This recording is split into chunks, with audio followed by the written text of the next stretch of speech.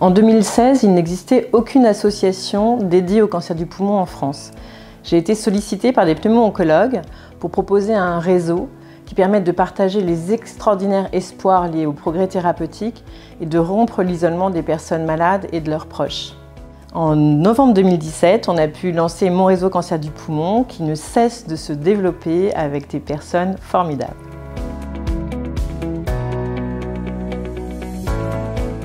Eh bien, ça fonctionne sous forme d'un réseau social privé que l'on peut accéder par un site internet ou par une application mobile.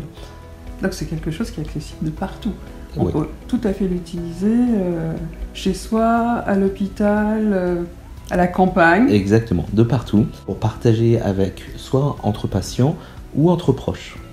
De pouvoir parler sans tabou de la maladie avec des gens qui sont concernés.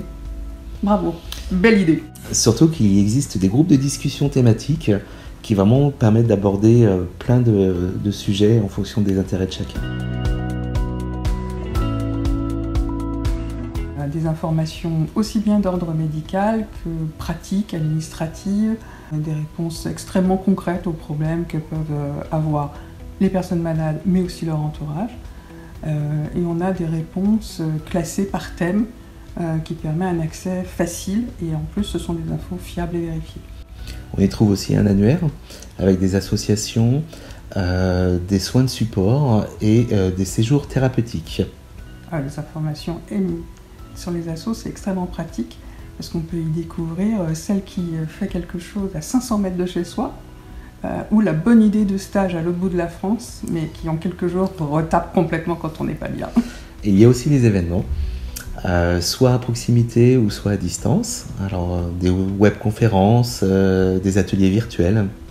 Avec des soignants, avec des témoignages de patients. Avec une certaine bienveillance aussi. Toujours très convivial, mais toujours très sérieux, très encadré. On s'appuie sur un conseil scientifique. Ce qui m'a plu en plus, c'est cette ambiance de bienveillance, de pouvoir parler sans tabou. Une spécificité, il y a un post à nouvelles. Tous les jours, il y a quelqu'un qui ouvre les volets et qui prend des nouvelles de tout le monde, qui en donne et qui en prend. Et c'est important parce que c'est une maladie où on se sent un peu oublié. Et surtout, il y a une tonalité qui vient régulièrement, toute la semaine, avec Fifi la Bébrouille qui accueille, Coco Boost qui nous met la pêche et du recul. Et Raymond la finance. Ah ouais, lui c'est les astuces pratiques, administratives, importantes. Avant de découvrir mon réseau cancer du poumon, j'ai découvert Laure au cours de ma remise de diplôme, du diplôme de l'Université des patients. Et elle m'a présenté son projet et puis voilà, c'était parti. Je faisais mes recherches, justement, j'étais un petit peu tout seul dans un océan d'informations. En faisant ces recherches-là, il y a une petite appli qui s'est mise sur mon téléphone. Je me suis inscrite en janvier 2018. Je recherche des infos et je suis tombée sur mon réseau cancer du poumon et je me suis inscrite pour voir et je suis restée. J'en étais à un moment de mon parcours, 1 an au final après la découverte de mon cancer du poumon stade 4. Et j'ai donc fait des recherches sur internet et je suis tombée en fait sur ce réseau. J'ai été surfée sur internet. Je suis tombée sur un témoignage qui m'a emmené à découvrir le réseau. Donc je me suis connecté et puis j'ai découvert le réseau. Voilà. En naviguant sur le net, je suis tombée sur le réseau. Donc c'était quand même pas mal de temps après mon diagnostic, quasi 1 an après. Je faisais pas beaucoup de recherches et puis après je me suis mis sur Google et puis je suis tombé par hasard dessus. Oui, j'ai reçu une info Facebook sur ce réseau. J'en avais essayé un autre avant, mais ça a été un échec. Et là, c'était vraiment un grand soulagement d'avoir trouvé ce réseau. J'ai reçu des dizaines de messages d'accueil, tous les plus gentils, les plus poignants les uns que les autres. Et je me suis dit, mais waouh, quel dynamisme dans ce réseau, quelle envie de vivre, de se battre. Ce qui m'a plu, c'est de pouvoir communiquer avec mes pairs, avec des personnes qui vivaient la même chose que moi. Trouver des petites recettes, par exemple des petits tracas qu'on peut avoir quand on a des effets secondaires. Je me suis connecté, à peine connecté, c'était bienvenu, on est avec vous, etc., etc. Moi, je me suis dit, tiens, mais c'est bien, ce sont des gens que moi, que je ne connais pas et qui s'intéressent à moi. J'ai remarqué qu'il y avait une banque de données scientifiques avec des infos qui étaient sérieuses, qui étaient sourcées. Ce qui m'a plu, c'était l'ambiance positive. C'est toutes ces questions que j'avais pas le temps de poser à mon oncologue. Là, j'étais bien et je pouvais les poser. On avait accès aussi à des webinaires avec des oncologues qui nous expliquaient un petit peu, qui vulgarisaient un petit peu la maladie, qui nous expliquaient un petit peu nos traitements. Il y avait diverses activités, des infos administratives. Donc en fait, j'y trouvais vraiment mon compte, quoi.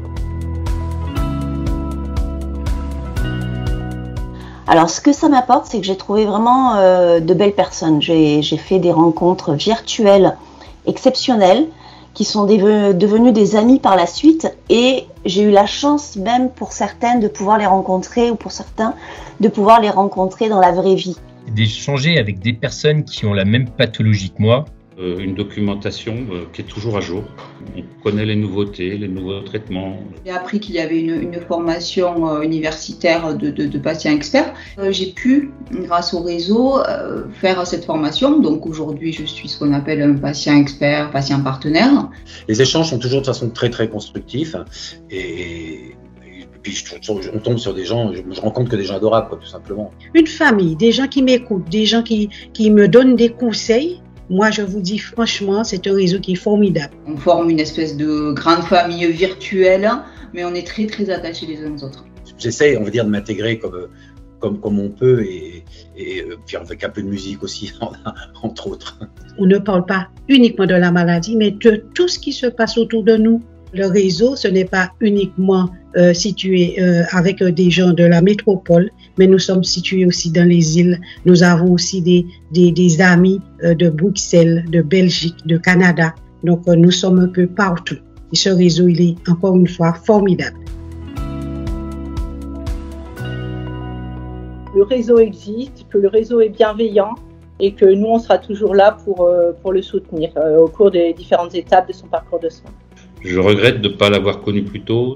Psychologiquement, on est faible, on a besoin de réconfort. Le réseau peut t'apporter ce réconfort. Je lui dirais qu'elle n'est pas seule. Je lui dirais de nous rejoindre, que ça fait énormément de bien. Qu'il faut à un certain moment rompre la solitude que génère cette maladie, et je leur dirais qu'une chose, vas-y, fonce. Sur ce réseau, ce que vous trouverez en premier, c'est la vie. Et pas autre chose. Et ça, c'est super important pour les malades. Qui courent vite, qui s'inscrivent. De ne pas hésiter. Ah bah déjà de nous rejoindre, clairement. Il y a des informations fiables, des informations qui sont vérifiées, il y aura de l'écoute, des réponses à leurs questions. Et en plus, c'est gratuit, donc il y a toutes les raisons du monde de nous y rejoindre.